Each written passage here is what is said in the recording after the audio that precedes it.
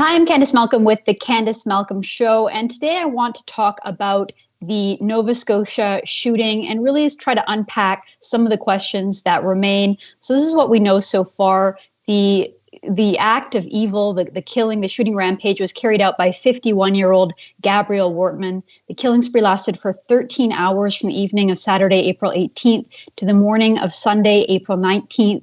Wortman shot and killed at least 22 people. This includes a pregnant woman and a veteran RCMP officer, Heidi Stevenson. He also set fire to at least 5 buildings, and his killing spree spanned across at least 16 crime zones that RCMP police are currently investigating. So there's a lot of questions that remain. It's going to be a long time before we get answers. But to help sort of fill in some of the gaps and answer some questions that I have, I wanted to bring in True North Fellow and my friend Leo Knight. Leo has an extensive career as a former police officer in investigations and as a security expert. So Leo, thank you so much for joining us today. You're very welcome, Candice.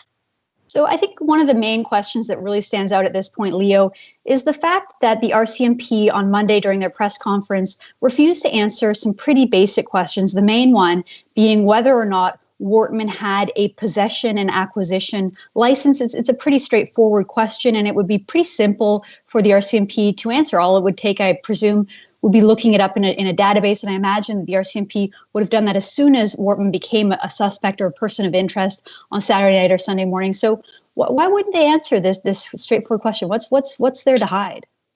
You're entirely correct, Candice, in that a simple look up on the police information computer would give that information quite easily.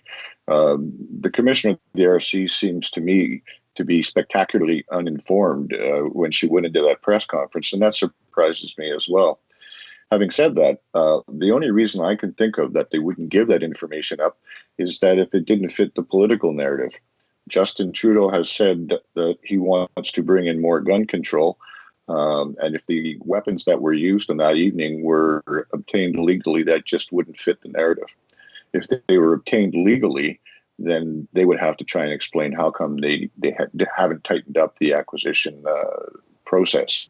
And I think they're just politically uncomfortable questions for the Liberals at this point in time.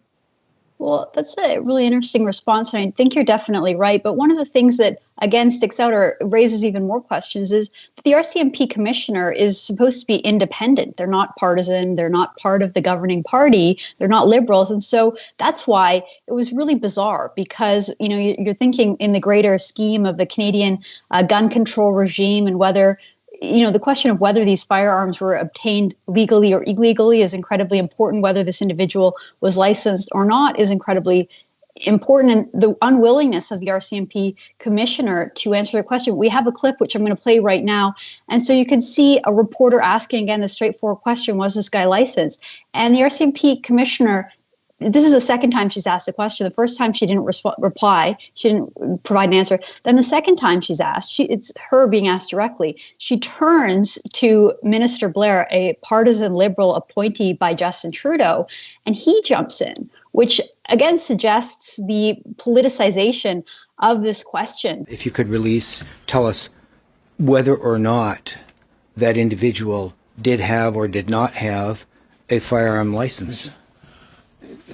Tim, as we've indicated, the RCMP are in the earliest hours and days of this investigation, and it's a complex one. And I think it's quite appropriate for them to be careful about the release of information until they've had the opportunity to verify it and confirm it. And so it is, I think, inappropriate. And the commissioner would quite naturally be very reluctant to reveal details of that investigation until it is complete. And so I would urge Canadians to be patient with the RCMP as they do a very difficult but very important job for us in getting all the facts, in confirming their evidence, making sure that all of the steps to preserve that evidence are taken. Canadians deserve answers. The families and the victims of these terrible crimes deserve accurate answers. And so let us be patient while the RCMP conducts their investigation, confirms their evidence, and then I am absolutely confident they'll be transparent and forthcoming with that once that important work has been done. Okay, so this starting to feel like it's being politicized, Leo. Why do you think that is, and why is it that the RCMP commissioner can't field this simple question? why, the only reason I can come up with, and when the question is asked and she immediately turns to Minister Blair, it's almost as though she's seeking some sort of permission to answer, which struck me as very odd. She should not be that much under the thumb of the minister for sure. The second part of that is, why do I think it's been politicized? I think because whatever happened here, whatever the circumstances were that have yet to become public, it doesn't fit the political narrative. Well, regardless of the political narrative that they were trying to put out on Monday, we saw some investigative reporting from news outlets across the country. So the Toronto Star reported that Wortman did have priors for assault and for speeding. He also had run-ins with the police over a property dispute with a relative, and a sort of bizarre incident, which I think everyone should take with a grain of salt because it was reported by Frank Magazine, which is a tabloid known for lying.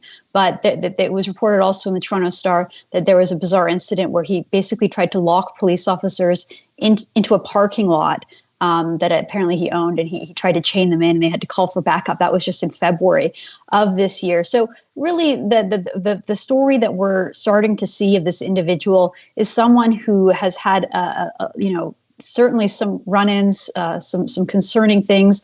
The Toronto Star also reported that because of a 2001 assault, which was carried out against a 15-year-old young man, where Gabrielle Wortman was allegedly drunk and assaulted him outside of Wortman's denture clinic in Dartmouth, Nova Scotia, which admittedly was over 20 years ago. But still, because of that, he was required not to own, possess, or carry a weapon, ammunition, or explosive substances, and that he was required for assessment and counseling in anger management. So this does provide a window, Leo, into who this guy was. And so, I guess I just keep coming back to this question, but, it seems like at some point he was prohibited from owning firearms. Would that have influenced his PAL application, his licensing application? Oh, definitely. The other thing that interesting to note here is that he received a conditional discharge for that conviction. Which typically means that the judge will assign several conditions to his probation period, his release period. And as long as he fulfills those conditions, then he can take his discharge, and then there wouldn't be a formal record of the conviction. We don't know how long the firearm prohibition was for Wortman. We do know that for sure that the judge ordered the firearm prohibition at that time. Now, years later, even if he gets the conditional discharge, that information is still available to police, and I would think would certainly have a bearing on any independent application, even years later, for a PAL. So again, perhaps are the RCMP being defensive because his application should have been rejected, but it wasn't, or do you think that, again, they're just being tight-lipped because, we've seen it so many times, Leo, after the Danforth shooting that was carried out by someone who seemed to be a radical Islamist, ISIS took responsibility. The police wouldn't even release the name of the suspect. They wouldn't comment at all. And we saw it again with another shooting that happened in the Maritimes where they refused to release any information. Is this just part of this kind of routine act that the RCMP kind of don't trust Canadians and they don't want us to have information? Or do you think that there is something like a cover-up, like, this guy's application should have been rejected, but somehow it wasn't, or maybe he never had a license in the first place, and again, they're just playing politics? All of those things are possible, but in my opinion, I think what it really comes down to is the Liberal government's gun policy and what they're planning to do, and how this doesn't fit their narrative, and they're trying to figure out how to message it. That's my best guess. Having said that, and just to clarify, the Danforth shooting was the Toronto Police Service, not the RCMP. But the RCMP are notoriously tight-lipped, and I've had countless battles with them on their media relations strategy and why they don't just stand up in front of the cameras and Canadians and tell them the truth, what they know. Nobody will ever come back. All you have to do, in fact, if you say something wrong, just say, upon further investigation, we've determined that this initial information wasn't accurate, and here's the accurate information. It's not hard, but they're just so reluctant to do that. And again, the force has been politicized, There's no question. I think Commissioner Lucky is firmly under the thumb of the minister, and I wish that weren't the case, but I think that is exactly the case. Yeah, this has become like a big pet peeve of mine. And yeah, you're right. It was Toronto Police Services, but there have been many instances where the RCMP have done the same. It's part of a culture, I believe, in Canadian policing, because when something happens in the United States, I mean, you could say maybe they go the opposite way, where they release too much information and they'll release things like body cam video the next day or 2 days after the shooting. Yeah, I mean, it's so much different. It's so transparent, and I really appreciate, especially as a journalist trying to piece the puzzles together myself, pieces together. But it really, I mean, I think it does come down to the fact that they don't trust Canadians. And I hear from sort of rank and file cops, anonymously sending me Facebook messages or WhatsApp messages complaining about this and saying that they wish that they could speak publicly because there's so much the public doesn't know and deserves to know. I want to loop that into another question that I had, Leo, because one of the critiques that's been popping up is about the lack of communication with the public over this active shooting situation. Like I said, it spanned over 13 hours. So one of the things that sort of popped up is, the police services have this system, the emergency alert system or Amber Alert system, where they can instantly send text messages to everybody in a region.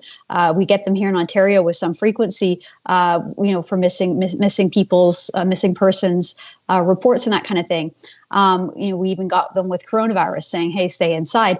The whole system is designed to protect public health or public safety and to prevent deaths. And so the question is, why wasn't that system used in this case? Why not get as much information out to the public as possible? Do you have any idea as to why they weren't using the Amber Alert system to warn people in Nova Scotia? Well, Amber Alert, for one thing, is designed for missing children. So it would go separate from that through the emergency management people. Most provinces have such a system. In BC, where I live, for example, it's, everyone's been talking for years about earthquake preparedness. So they've got that system in for earthquakes or tsunamis or anything along those lines. But it can be used for anything that's considered urgent that the public needs to know about it. My understanding is that the emergency management folks in Nova Scotia knew what was going on. They even called in extra staff to deal with it, and they can't initiate until they get the police request, and they never received the police request. Interesting, because one of the things that stuck out to me was the fact that the RCMP Nova Scotia Twitter account was very active, and they were sending out information to warn the public. They sent this tweet out, which we can put on the screen.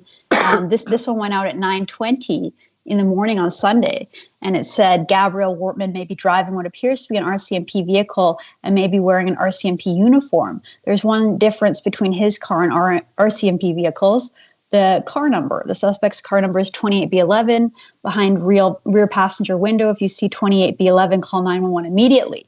Well, that seems like a pretty urgent call, but why put it on Twitter? No one's on Twitter. No one's going on Twitter. A small portion of the population is using that. And perhaps if they had put that out through a text message, one of the victims, for instance, Lillian Hislop, was out walking her dog. Now, perhaps if she'd gotten a text message saying, there's a crazy killer in your area, stay inside, and she could have avoided some of those really unnecessary casualties. Not to blame it on the police, because obviously hindsight is 20/20. But do you think using Twitter was the best way to get the message out, or again, do you think that they should have acted quicker and used that emergency alert system?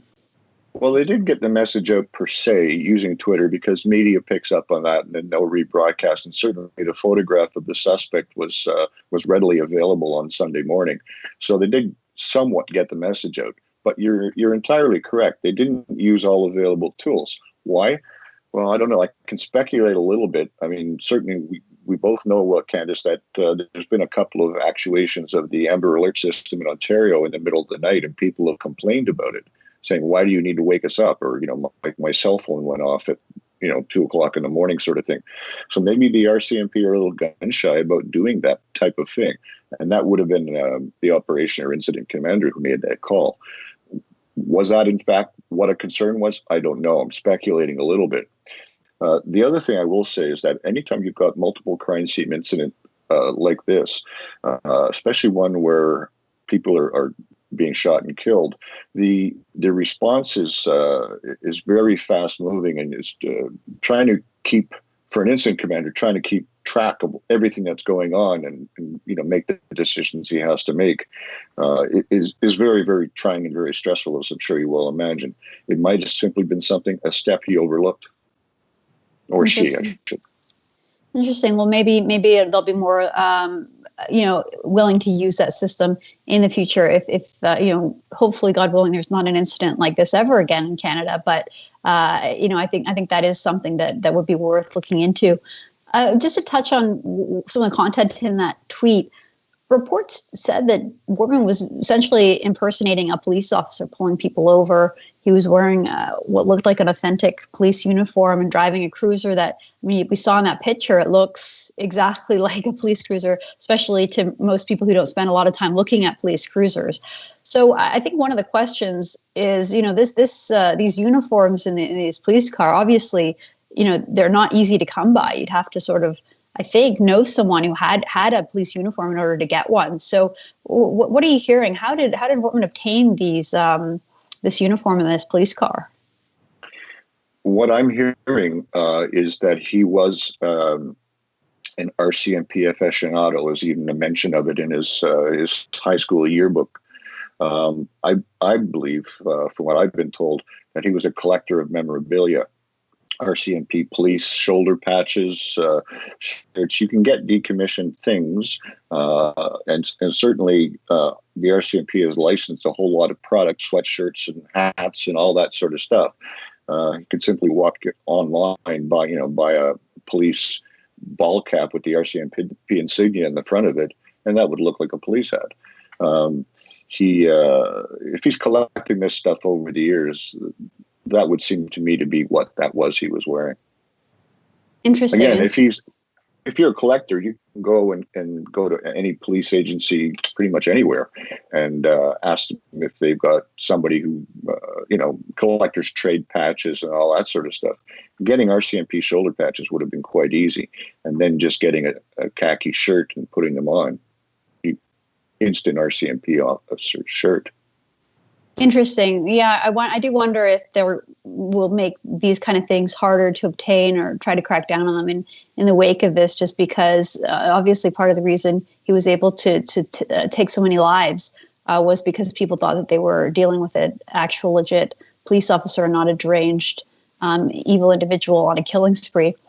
Well, Leo, thank you so much. I feel like you've helped me understand a little bit more about the investigation and what's going on behind it. I hope that the Liberals don't try to politicize this too much and turn this into a gun grab against law-abiding Canadians, because, just a cursory look at the story shows this individual was not someone who was a law-abiding person. He broke just absolute huge number of laws.